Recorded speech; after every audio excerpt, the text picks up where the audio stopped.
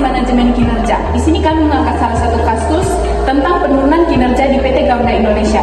Sebelum itu perkenalkan, saya Amelia sebagai moderator. Saya Pauline sebagai karyawan. Saya Karno sebagai manajer. Saya Maria Marlianduka sebagai HR Manager. Saya Neyan sebagai stakeholder. Saksikan video kami. Selamat pagi semua. Pagi. Maaf saya ada terlambat sebentar.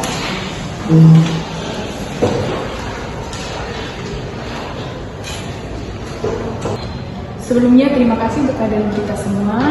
Hari ini kita akan membahas terkait dengan menurunnya kinerja di PT Garuda Indonesia. Berdasarkan evaluasi internal bahwa terjadi penurunan produktivitas, koordinasi, dan masalah motivasi. Mari kita bahas secara bersama-sama. Baik, yang saya lihat dari sisi operasional, banyak target kerja yang belum tercapai. Selain itu, koordinasi antar divisi seperti ground handling dan fine operation sering tidak terjalankan. Benar, seperti apa yang dikatakan oleh Pak Karno, di mana kita lihat berdasarkan data HR. Nah, di situ mengatakan bahwa sistem penilaian kinerja itu tidak berjalan secara efektif. Mengapa demikian? Karena banyak karyawan itu tidak mendapatkan feedback. Saya sebagai karyawan juga merasa target sering berubah tanpa arahan yang jelas. Selain itu, tanpa adanya apresiasi membuat motivasi kerja menurun. Jadi teman-teman, ini menjadi perhatian serius dikarenakan berdampak pada citra perusahaan dan juga kepuasan pelanggan.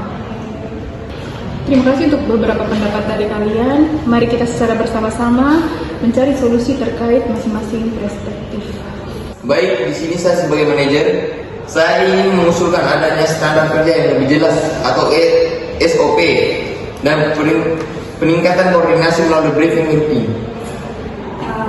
Kalau dari sisi HR ya, perlu adanya sistem performance management di mana strukturnya harus lebih jelas. Kemudian seperti KPI yang jelas dan juga evaluasi secara berkala. Baik, dari sisi karyawan, saya berharap adanya komunikasi dua arah dan penghargaan atas pekerjaan seperti bonus dan pengakuan.